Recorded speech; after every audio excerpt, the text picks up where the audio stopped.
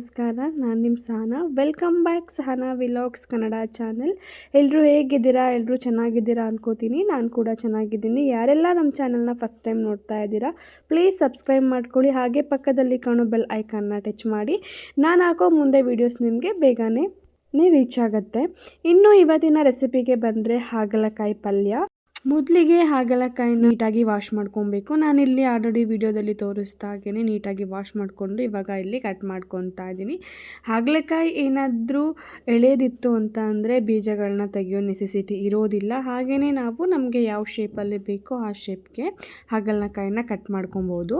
ಹಾಗಲಕಾಯಿ ಏನಾದ್ರು ಸ್ವಲ್ಪ ಬಲ್ತಿದೆ ಅಂತಂದರೆ ಅದರ ಬೀಜಗಳನ್ನ ಈ ಥರ ನಾನಿಲ್ಲಿ ತೋರಿಸ್ತಾ ಇದ್ದೀನಿ ನೋಡಿ. ಈ ಥರ ಫುಲ್ ಎಲ್ಲನೂ ಕೂಡ ತೆಗೆದ್ರೆ ಸ್ವಲ್ಪನೂ ಕೂಡ ಕಹಿ ಬರೋದಿಲ್ಲ. ಹಾಗಲಕಾಯಿ ಈ ಥರ ನೀಟಾಗಿ ಬೀಜನೆಲ್ಲ ತೆಕ್ಕೊಂಡು ನಮಗೆ ಯಾವ ಶೇಪಲ್ಲಿ ಬೇಕೋ ಅದನ್ನು ಹಾಗೆ ಕಟ್ ಮಾಡ್ಕೋಬೋದು. ತುಂಬ ಜನಕ್ಕೆ ಹೇಗೆ ಹಾಗಲಕಾಯಿ ಪಲ್ಯನ ಟ್ರೈ ಮಾಡಿದ್ರು ಕೂಡ ಅದು ಕೈ ಬರ್ತಾನೇ ಇದೆ. ಹಾಗಲಕಾಯಿ ಅಂದ್ರೆ ಆಗಲ್ಲಪ್ಪ, ಅದನ್ನು ಮಾಡೋದಕ್ಕೆ ಆಗಲ್ಲ, ತುಂಬಾ ಕಹಿ ಇರುತ್ತೆ ಅಂತ ಅನ್ಕೊತಾ ಇರ್ತಾರೆ. ನಾನು ತೋರಿಸ್ತಾರೋ ಈ ಮೆಥಡಲ್ಲಿ ಒಂದ್ಸರಿ ನೀವು ಹಾಗಲಕಾಯಿ ಪಲ್ಯನ ಮಾಡಿ ನೋಡಿ, ನೀವೇ ಫುಲ್ ಫಿದಾ ಆಗಿಬಿಡ್ತೀರಾ. ನೆಕ್ಸ್ಟ್ ನೀವೇ ಕೂಡ ಮಾಡ್ಕೊತೀರಾ. ಸ್ವಲ್ಪ ಚೂರು ಕೂಡ ಕೈ ಬರೋದಿಲ್ಲ. ಅದು ಹಾಗಲಕಾಯಿನ ಅಥವಾ ಬೇರೆ ವೆಜಿಟೇಬಲ್ಸ್ ಅಂತಲೇ ಕನ್ಫ್ಯೂಸ್ ಆಗಿಬಿಡುತ್ತೆ. ಸ್ವಲ್ಪ ಅಂದರೆ ಸ್ವಲ್ಪನೂ ಕೂಡ ಕಹಿ ಅದು ಬರೋದಿಲ್ಲ.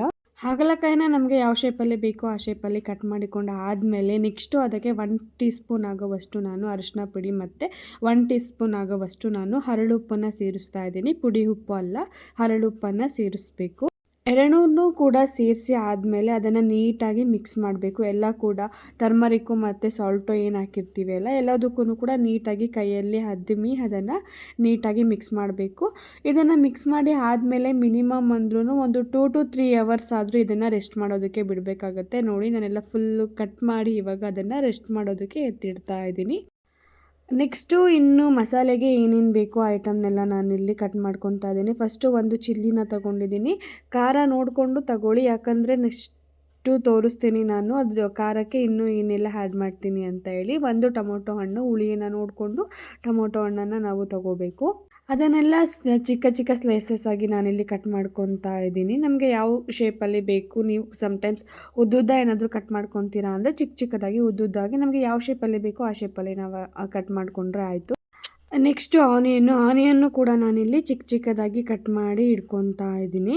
ಹಾಗೆ ಸ್ವಲ್ಪ ಇಲ್ಲಿ ನಾನು ಕೊತ್ತಂಬರಿ ಸೊಪ್ಪು ಕೂಡ ತಗೊಂಡಿದ್ದೀನಿ. ಅದನ್ನು ಕೂಡ ನೀಟಾಗಿ ಚಿಕ್ಕ ಚಿಕ್ಕದಾಗಿ ಅದನ್ನು ಕಟ್ ಮಾಡ್ಕೊತಾ ಇದ್ದೀನಿ. ಮೊದಲಿಗೆ ನಾನು ಏನೆಲ್ಲ ಯೂಸ್ ಮಾಡ್ತಾ ಇದ್ದೀನಿ, ಈರುಳ್ಳಿ, ಟೊಮೊಟೊ ಹಣ್ಣು, ಮೆಣಸಿನ್ಕಾಯಿ ಮತ್ತು ಕರಿಬೇವು ಅಷ್ಟನ್ನು ಕೂಡ ನಾನಿಲ್ಲಿ ಕಟ್ ಮಾಡಿ ಇಟ್ಕೊಂಡಿದ್ದೀನಿ. ನೆಕ್ಸ್ಟು ಆವಾಗಲೇ ನಾವು 2 to 3 ಅವರ್ಸ್ಗೂ ಮುಂಚೆನೇ ಅದನ್ನು ಮಿಕ್ಸ್ ಮಾಡಿ ಇಟ್ಟಿದ್ವಿ ಅಲ್ವಾ ಹಾಗಲಕಾಯಿನ, ಅದನ್ನು ಇವಾಗ ತೊಗೊಂಡು ನಾನು ಬಿಸಿ ನೀರಲ್ಲಿ ಅದನ್ನು ವಾಶ್ ಮಾಡ್ತಾ ಇದ್ದೀನಿ. ಸ್ವಲ್ಪ ಸುಡ್ತಾ ಇರಬೇಕು ನೀರು, ತುಂಬ ಮಳ್ಳ ನೀರಲ್ಲೂ ಕೂಡ ವಾಶ್ ಮಾಡೋದಕ್ಕೆ ಹೋಗಬೇಡಿ. ಸ್ವಲ್ಪ ಉಗುರು ಬೆಚ್ಚಗಿರೋಷ್ಟು ಬಿಸಿ ನೀರಾದರೆ ಸಾಕು. ಅದನ್ನು ನೀಟಾಗಿ ಬಿಸಿ ನೀರಿಂದ ಅದನ್ನು ವಾಶ್ ಮಾಡಬೇಕಾಗುತ್ತೆ. ಸ್ವಲ್ಪ ಕೈಯಲ್ಲಿ ಅದನ್ನು ನೀಟಾಗಿ ಅದ್ಮಿ ವಾಶ್ ಮಾಡಬೇಕು.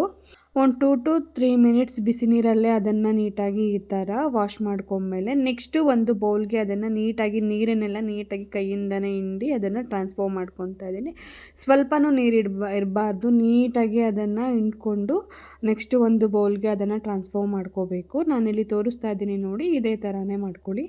ಹಾಗಲಕಾಯಿಯಿಂದ ನಮ್ಮ ಬಾಡಿಗೆ ಏನೆಲ್ಲ ಬೆನಿಫಿಟ್ ಸಿಗುತ್ತೆ ಅಂತ ಅಂದರೆ, ಹಾಗಲಕಾಯಲ್ಲಿ ವಿಟಮಿನ್ ಸಿ ಮತ್ತು ಎ ಇದೆ. ಇದು ನಮ್ಮ ಬಾಡಿಯಲ್ಲಿರೋ ಬ್ಲಡ್ ಶುಗರ್ ಲೆವೆಲ್ನ ಕಡಿಮೆ ಮಾಡೋದಕ್ಕೆ ಸಹಾಯ ಆಗುತ್ತೆ ಮತ್ತು ನಮ್ಮ ಜೀರ್ಣಕ್ರಿಯೆಗೆ ಮತ್ತು ನಮ್ಮ ಚರ್ಮದ ಆರೋಗ್ಯಕ್ಕೆ, ನಮ್ಮ ರಕ್ತನ ಶುದ್ಧಿ ಮಾಡೋದಕ್ಕೆ, ನಮ್ಮ ದೇಹದಲ್ಲಿರೋ ಕೆಟ್ಟ ಕೊಲೆಸ್ಟ್ರಾಲ್ ಎಲ್ಲ ಇದು ರಿಮೂವ್ ಮಾಡೋದಕ್ಕೆ ಹಾಗೂ ರೋಗ ನಿರೋಧಕ ಶಕ್ತಿನ ಹೆಚ್ಚಿಸುತ್ತೆ. ಹೀಗೆ ಹಲವಾರು ರೀತಿಯಲ್ಲಿ ನಮಗೆ ಹಾಗಲಕಾಯಿಂದ ತುಂಬಾ ಬೆನಿಫಿಟ್ಸ್ ನಮ್ಮ ಬಾಡಿಗೆ ಸಿಗುತ್ತೆ.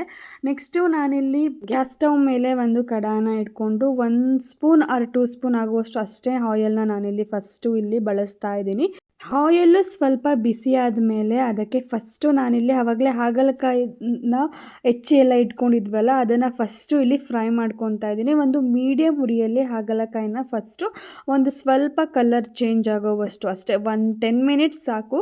ಅಷ್ಟು ನಾನಿಲ್ಲಿ ಹಾಗಲಕಾಯಿನ ಇಲ್ಲಿ ಫ್ರೈ ಮಾಡ್ಕೊತಾ ಇದ್ದೀನಿ. ಲೈಟಾಗಿ ಕಲರ್ ಚೇಂಜ್ ಆಗೋ ತನಕ ಅದನ್ನು ಫ್ರೈ ಮಾಡಿಕೊಂಡ್ರೆ ಸಾಕು. ಈ ಮೆಥಡಲ್ಲಿ ಒಂದ್ಸರಿ ನೀವು ಮನೇಲಿ ಟ್ರೈ ಮಾಡಿ ನೋಡಿ. ಚಿಕ್ಕ ಮಕ್ಕಳಿಗೂ ಕೂಡ ಇಷ್ಟ ಆಗಿಬಿಡುತ್ತೆ, ಅಷ್ಟು ಚೆನ್ನಾಗಿರುತ್ತೆ ಮತ್ತು ಸ್ವಲ್ಪನೂ ಕೂಡ ಕೈ ಸಿಗೋದಿಲ್ಲ. ನೋಡಿ ಇವಾಗ ಸ್ವಲ್ಪ ಹಾಗಲಕಾಯಿ ಕಲರ್ ಚೇಂಜ್ ಆಗಿದೆ. ಇಷ್ಟು ಹುರ್ಕೊಂಡ್ರೆ ಸಾಕು ಹಾಗಲಕಾಯಿನ. ನೆಕ್ಸ್ಟು ನಾನು ಹಾಗಲಕಾಯಿನೆಲ್ಲ ಒಂದು ಬೌಲ್ಗೆ ಟ್ರಾನ್ಸ್ಫರ್ ಮಾಡ್ಕೊತಾ ಇದ್ದೀನಿ. ನೆಕ್ಸ್ಟು ಇದೇ ಕಡಾಯಲ್ಲಿ ನಾನು ನೆಕ್ಸ್ಟು ಪಲ್ಯಕ್ಕೆ ಏನೇನೆಲ್ಲ ನಾವು ಒಗ್ಗರಣೆ ಮಸಾಲೆನ ರೆಡಿ ಮಾಡಬೇಕಲ್ವ. ನೆಕ್ಸ್ಟ್ ನಾನು ಅದನ್ನು ಇದರಲ್ಲೇ ಕೂಡ ರೆಡಿ ಮಾಡ್ತಾ ಇದ್ದೀನಿ. ನೆಕ್ಸ್ಟ್ ಅದಕ್ಕೋಸ್ಕರ ಎಲ್ಲನೂ ಕೂಡ ಒಂದು ಬೌಲ್ಗೆ ಅದನ್ನು ಶಿಫ್ಟ್ ಮಾಡ್ತಾ ಇದ್ದೀನಿ. ನೋಡಿ ಇವಾಗ ಎಲ್ಲನೂ ಕೂಡ ಒಂದು ಬೌಲ್ಗೆ ಶಿಫ್ಟ್ ಮಾಡಿ ಆಯಿತು. ನೆಕ್ಸ್ಟು ನಾನಿಲ್ಲಿ ಅದೇ ಕಡಾಯಿಗೆ ಸ್ವಲ್ಪ ಆಯಿಲ್ನ ಸೇರಿಸ್ತಾ ಇದ್ದೀನಿ. ಸ್ವಲ್ಪ ಆಯಿಲ್ ಜಾಸ್ತಿನೇ ಇರಲಿ. ನಾನಿಲ್ಲಿ ಒಂದು 100 ml ಅಷ್ಟು ನಾನು ಆಯಿಲ್ನ ಸೇರಿಸ್ತಾ ಇದ್ದೀನಿ. ಯಾಕಂತ ಅಂದರೆ ನೆಕ್ಸ್ಟು ನಾವು ಹಾಕೋದೆಲ್ಲ ಎಣ್ಣೆಲೇ ಕೂಡ ಫ್ರೈ ಆಗಬೇಕು. ಸೊ ಹಾಗಾಗಿ ಸ್ವಲ್ಪ ಎಣ್ಣೆ ಬಿಸಿಯಾದ ನಂತರ ಅದಕ್ಕೆ ಸ್ವಲ್ಪ ನಾನಿಲ್ಲಿ ಜೀರಿಗೆ, ಸಾಸಿವೆ, ಒಣಮೆಣಸಿನ್ಕಾಯಿ ಮತ್ತು ಸ್ವಲ್ಪ ಕರಿಬೇವು ಹಾಗೆ ಶುಂಠಿ ಬೆಳ್ಳುಳ್ಳಿ ಪೇಸ್ಟ್ ಇಷ್ಟನ್ನು ಕೂಡ ನಾನಿಲ್ಲಿ ಸೇರಿಸ್ತಾ ಇದ್ದೀನಿ. ಹಾಗೆ ಸ್ವಲ್ಪ ಕಡಲೆಬೇಳೆ. ಇನ್ ಕೇಸ್ ಏನಾದರೂ ನಿಮಗೆ ಬೇರೆ ಉದ್ದಿನಬೇಳೆ ಅಥವಾ ಹೆಸರು ಬೇಳೆನ ಸೇರಿಸ್ಕೊತೀನಿ ಅಂತ ಅಂದ್ರೂ ಇದಕ್ಕೆ ನೀವು ಆ್ಯಡ್ ಮಾಡ್ಕೋಬೋದು. ನಾನಿಲ್ಲಿ ಬರೀ ಕಡಲೆಬೇಳೆನ ಅಷ್ಟೇ ನಾನಿಲ್ಲಿ ಸೇರಿಸ್ಕೊತಾ ಇದ್ದೀನಿ. ಏನೆಲ್ಲ ಒಗ್ಗರಣೆ ಐಟಮ್ಗಳನ್ನ ನಾವು ಹಾಕಿದ್ವಿ ಅಲ್ಲ ಅದೆಲ್ಲ 1 or 2 ಮಿನಿಟ್ಸ್ ಅಷ್ಟು ನಾವು ಫ್ರೈ ಮಾಡಿಕೊಂಡ್ರೆ ಸಾಕು. ಯಾಕಂದರೆ ಆಯಿಲ್ ತುಂಬ ಕಾದ್ಬಿಟ್ಟಿರುತ್ತೆ ಅಲ್ಲ, ಆಮೇಲೆಲ್ಲ ಹೊತ್ತೋಗ್ಬಿಡುತ್ತೆ. ಸ್ವಲ್ಪ ಅದು ಫ್ರೈ ಆದಮೇಲೆ ಅದಕ್ಕೆ ಆವಾಗಲೇ ಹೆಚ್ಚಿಟ್ಕೊಂಡಂತಹ ಸ್ವಲ್ಪ ಹಸಿರು ಮೆಣಸಿನ್ಕಾಯಿ ಹಾಗೂ ಈರುಳ್ಳಿನ ನಾನಿಲ್ಲಿ ಫಸ್ಟು ಹಾಕ್ತಾಯಿದ್ದೀನಿ. ಈರುಳ್ಳಿ ಸ್ವಲ್ಪ ಲೈಟಾಗಿ ಕಲರ್ ಚೇಂಜ್ ಆಗೋ ತನಕ ಎಣ್ಣೆಯಲ್ಲಿ ಅದನ್ನು ನೀಟಾಗಿ ಬಾಡಿಸ್ಕೋಬೇಕಾಗತ್ತೆ.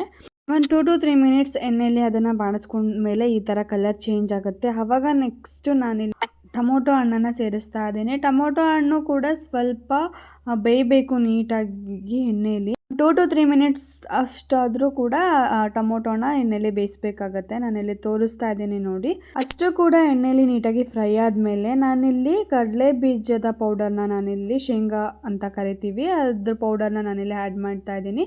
ಅದು ಪೌಡರ್ ರೆಸಿಪಿ ಏನಾದರೂ ಬೇಕು ಅಂತ ಅಂದರೆ ನನಗೆ ಕಮೆಂಟ್ ಮಾಡಿ, ನಾನು ನೆಕ್ಸ್ಟ್ ವೀಡಿಯೋದಲ್ಲಿ ಅದನ್ನು ಶೇರ್ ಮಾಡ್ತೀನಿ. ನೆಕ್ಸ್ಟು ಸ್ವಲ್ಪ ಇಲ್ಲಿ ಕಡಲೆ ಬೀಜ ಪೌಡರು ಮತ್ತು ಸ್ವಲ್ಪ ಖಾರ ಪುಡಿ ಮತ್ತು ಧನಿಯಾ ಪುಡಿ. ಖಾರ ಪುಡಿನ ನೋಡಿಕೊಂಡು ಸೇರಿಸ್ಕೊಳ್ಳಿ. ಯಾಕಂತಂದರೆ ಆಗಲೇ ನಾವು ಒಂದು ಹಸಿರು ಮೆಣಸಿನ್ಕಾಯಿ ಮತ್ತು ಹಾಗೆ ಒಣಮೆಣಸಿನ್ಕಾಯಿನ ಸೇರಿಸಿರ್ತೀವಿ ಅಲ್ಲ, ಸೊ ಹಾಗಾಗಿ ಸ್ವಲ್ಪ ಖಾರ ಪುಡಿನ ಇಲ್ಲಿ ಸ್ಪೈಸಸ್ಗೋಸ್ಕರ ಸೇರಿಸ್ಕೊಂಡ್ರೆ ಸಾಕು. ಖಾರನ ನೋಡಿಕೊಂಡು ಸೇರಿಸ್ಕೊಳ್ಳಿ. ಇಷ್ಟು ಅದೆಲ್ಲನೂ ಕೂಡ ಮಿಕ್ಸ್ ಮಾಡಿ ಆದಮೇಲೆ ಸ್ವಲ್ಪ ಇಲ್ಲಿ ಹುಣಸೆ ಹಣ್ಣಿನ ರಸನ ನಾನಿಲ್ಲಿ ಸೇರಿಸ್ತಾ ಇದ್ದೀನಿ. ಟೊಮೊಟೊ ಹಣ್ಣು ನಾವೆಷ್ಟು ತೊಗೊಂಡಿರ್ತೀವಿ ನೋಡಿಕೊಂಡು ಕ್ವಾಂಟಿಟಿಯಲ್ಲಿ ಸ್ವಲ್ಪ ಹುಣಸೆ ರಸನ ಸೇರಿಸಿದ್ರೆ ಸಾಕು. ಜಾಸ್ತಿ ಏನಾದರೂ ಆಯಿತು ಅಂತ ಅಂದರೆ ಹುಳಿಯಾಗಿಬಿಡುತ್ತೆ ಪಲ್ಯ. ಸೊ ಹಾಗಾಗಿ ರಸನ ಸೇರಿಸಿದ್ಮೇಲೆ ಹುಣಸೆ ಹಣ್ಣಿನ ರಸನ ಸೇರಿಸಿದ್ಮೇಲೆ 1-2 ಮಿನಿಟ್ಸ್ ಅದನ್ನು ಅದರಲ್ಲಿ ಬಾಯ್ಲ್ ಆಗೋದಕ್ಕೆ ಬಿಡಬೇಕು. ಅದು ಚೆನ್ನಾಗಿ ಬಾಯ್ಲ್ ಆದಮೇಲೆ ನಾವು ಆವಾಗಲೇ ಏನು ಫ್ರೈ ಮಾಡಿ ಇಟ್ಕೊಂಡಿದ್ವಿ ಹಾಗಲಕಾಯಿ ಪೀಸಸ್ ಅದನ್ನು ನಾನು ಇವಾಗ ಇದ್ರ ಜೊತೆ ಆ್ಯಡ್ ಮಾಡ್ತಾ ಇದ್ದೀನಿ. 1-2 to 3 ಮಿನಿಟ್ಸ್ ಇದನ್ನು ಹಾಕಿದ್ಮೇಲೆ ನೀಟಾಗಿ ಅದನ್ನು ಫ್ರೈ ಮಾಡಬೇಕು. ಫುಲ್ ಎಲ್ಲನೂ ಮಿಕ್ಸ್ ಮಾಡಿದ ನಂತರ ಅದಕ್ಕೆ ಸ್ವಲ್ಪ ನಾನಿಲ್ಲಿ ವಾಟರ್ನ ಆ್ಯಡ್ ಮಾಡ್ತಾ ಇದ್ದೀನಿ. ನೆಕ್ಸ್ಟು ನಾವು ರುಚಿಗೆ ನೋಡಿಕೊಂಡು ಇಲ್ಲಿ ಸಾಲ್ಟನ್ನ ಸ್ವಲ್ಪ ಆ್ಯಡ್ ಮಾಡ್ತಾ ಇದ್ದೀನಿ. ನಾನಿಲ್ಲಿ ಹಳ್ಳುಪ್ಪನ್ನ ಹಾಕ್ತಾಯಿದ್ದೀನಿ. ಸೊ ಯಾಕಂತಂದರೆ ನಾವು ವಾಟರ್ನ ಆ್ಯಡ್ ಮಾಡಿದ್ದೀನಿ ಅಲ್ಲ, 150 ಮಿನಿಟ್ಸ್ ಇದನ್ನು ನಾನು ನೀಟಾಗಿ ಬಾಯ್ಲ್ ಆಗೋದಕ್ಕೆ ಬಿಡ್ತೀನಿ. ಸೊ ಹಾಗಾಗಿ ನಾನಿಲ್ಲಿ ಹರಳುಪ್ಪನ್ನ ಆ್ಯಡ್ ಮಾಡ್ತಾ ಇದ್ದೀನಿ. ರುಚಿಗೆ ನೋಡಿಕೊಂಡು ಉಪ್ಪನ್ನ ಹಾಕ್ಕೊಳ್ಳಿ. ನೆಕ್ಸ್ಟು ನಾನಿಲ್ಲಿ 10 to 15 ಮಿನಿಟ್ಸ್ ಅದನ್ನು ನೀಟಾಗಿ ಬೇಯೋದಕ್ಕೆ ಬಿಡ್ತಾ ಇದ್ದೀನಿ. ಒಂದು ಲಿಡ್ನ ಕ್ಲೋಸ್ ಮಾಡಿ. ಅದು ಬಾಯ್ಲ್ ಆಗೋಷ್ಟರಲ್ಲಿ ನಾನು ಇಲ್ಲಿ ಅದರ ಜೊತೆಗೆ ಕಾಂಬಿನೇಷನ್ ಆಗಿ ಚಪಾತಿನ ಮಾಡ್ಕೊತಾ ಇದ್ದೀನಿ. ಈ ಹಾಗಲಕಾಯಿ ಪಲ್ಯ ಚಪಾತಿ ಜೊತೆಗೆ ಮತ್ತು ರೊಟ್ಟಿ ಜೊತೆಗೆ ಒಳ್ಳೆ ಗುಡ್ ಕಾಂಬಿನೇಷನ್, ತುಂಬಾ ಟೇಸ್ಟಿಯಾಗಿರುತ್ತೆ. ಸೊ ಹಾಗಾಗಿ ನಾನು ಚಪಾತಿ ಜೊತೆಗೆ ಇವತ್ತು ಹಾಗಲಕಾಯಿ ಪಲ್ಯನ ಮಾಡ್ಕೊಂಡಿದ್ದೀನಿ. ಪಲ್ಯನ ಇಲ್ಲಿ ನಾನು ಆವಾಗವಾಗ ಮಧ್ಯದಲ್ಲಿ ಲಿಡ್ನ ಓಪನ್ ಮಾಡಿ 1-2 ಸರಿ ನೀಟಾಗಿ ಅದನ್ನು ಮಿಕ್ಸ್ ಮಾಡ್ತೀನಿ. ಯಾಕಂತಂದರೆ ಸ್ವಲ್ಪ ನೀರು ಹಾಕಿರ್ತೀವಲ್ಲ, ಕ್ವಾಂಟಿಟಿ ಎಷ್ಟಿದೆ ಅಂತ ನೋಡಬೇಕು. ಫುಲ್ ನೀರೆಲ್ಲ ಬಾಯ್ಲ್ ಆಗಿಬಿಟ್ರೆ ಗಟ್ಟಿಯಾಗಿ ಪಲ್ಯ ಹೊತ್ತುಬಿಡುತ್ತೆ. ಸೊ ಹಾಗಾಗಿ ನಾನು ಅವಾಗವಾಗ ಲಿಡ್ನ ಓಪನ್ ಮಾಡಿ ನೀಟಾಗಿ ಅದನ್ನು ಮಿಕ್ಸ್ ಮಾಡಿ ಮತ್ತೆ ಲಿಡ್ನ ಕ್ಲೋಸ್ ಮಾಡಿಬಿಟ್ಟು ಅದನ್ನು ಬೇಯೋದಕ್ಕೆ ಇಡ್ತೇನೆ. ಹಾಗೆ ಮತ್ತೊಂದು ಕಡೆ ಗ್ಯಾಸ್ ಸ್ಟವ್ಗೆ ನಾನು ಹಂಚನ್ನು ಕೂಡ ಇಟ್ಕೊಂಡು ಚಪಾತಿನೂ ಕೂಡ ಇಲ್ಲಿ ನಾನು ಬೇಯಿಸ್ಕೊತಾ ಇದ್ದೀನಿ. ಸೊ ಅದು ಪಲ್ಯ ರೆಡಿ ಆಗುವಷ್ಟರೊಳಗಡೆ ಈ ಕಡೆ ನನಗೆ ಚಪಾತಿನೂ ಕೂಡ ಆಗೋಗ್ಬಿಡುತ್ತೆ. ಸೊ ಹಾಗಾಗಿ ನಾನಿಲ್ಲಿ ಮತ್ತೊಂದು ಗ್ಯಾಸ್ ಸ್ಟವ್ ಅಲ್ಲಿ ಚಪಾತಿನೂ ಕೂಡ ಪ್ರಿಪೇರ್ ಮಾಡಿಕೊಂಡೆ. ಚಪಾತಿನೂ ತುಂಬ ಚೆನ್ನಾಗಿ ಬಂದಿತ್ತು. ಆಯಿಲೆಲ್ಲ ಹಾಕಿ ನೀಟಾಗಿ ಇಲ್ಲಿ ಬೇಯಿಸ್ಕೊತಾ ಇದ್ದೀನಿ. ನೆಕ್ಸ್ಟು ಪಲ್ಯಕ್ಕೆ ಬಂದರೆ ನಾನು ನೀಟಾಗಿ ಪಲ್ಯ ಎಲ್ಲ ಇವಾಗ ರೆಡಿಯಾಗಿದೆ. ನೆಕ್ಸ್ಟು ಅದಕ್ಕೆ ಸ್ವಲ್ಪ ಕಾಯಿನ ನಾನಿಲ್ಲೇ ಆ್ಯಡ್ ಮಾಡ್ತಾ ಇದ್ದೀನಿ. ತುರಿದಿರೋ ಕಾಯಿನ ಇಲ್ಲೇ ಆ್ಯಡ್ ಮಾಡ್ಕೊಳ್ಳಿ. ಹಾಗೆ ಸ್ವಲ್ಪ ಕೊತ್ತಂಬರಿ ಸೊಪ್ಪನ್ನ ಆ್ಯಡ್ ಮಾಡ್ಕೊಳ್ಳಿ. ನಾನು ಕಾಯಿ ಎಲ್ಲ ಹಾಕಿ ಮಿಕ್ಸ್ ಮಾಡುವಾಗ ಕೊತ್ತಂಬರಿ ಹಾಕೋದನ್ನ ಮರ್ತೇ ಬಿಟ್ಟಿದ್ದೀನಿ. ನಾನು ಆಮೇಲೆ ನೆನ್ಪು ಮಾಡಿಕೊಂಡು ಕೊತ್ತಂಬರಿನ ಆ್ಯಡ್ ಮಾಡಿಕೊಂಡೆ. ಸೊ ಹಾಗಾಗಿ ಅದರ ಕ್ಲಿಪ್ಪಿಂಗ್ಸ್ ಇಲ್ಲಿ ಮಿಸ್ ಆಗಿದೆ. ಎಲ್ಲ ಹಾಕಿ ನೀಟಾಗಿ ಕಾಯೆಲ್ಲ ಹಾಕಿ ಮಿಕ್ಸ್ ಮಾಡಿದ್ರೆ ಇಲ್ಲಿ ಪಲ್ಯ ರೆಡಿ ಆಗುತ್ತೆ. ಈ ವಿಡಿಯೋ ನಿಮಗೆಲ್ಲ ಇಷ್ಟ ಆಗಿದೆ ಅಂತ ಅನ್ಕೋತೀನಿ. ಇಲ್ಲಿವರೆಗೂ ಯಾರೆಲ್ಲ ವಾಚ್ ಮಾಡಿದ್ದೀರಾ ನನ್ನ ವಿಡಿಯೋನ, ಥ್ಯಾಂಕ್ ಯು ಸೋ ಮಚ್. ಹೀಗೆ ಸಪೋರ್ಟ್ ಮಾಡ್ತಾಯಿರಿ, ಹಾಗೆ ಸಬ್ಸ್ಕ್ರೈಬ್ ಮಾಡ್ಕೊಳ್ಳಿ. Thank you.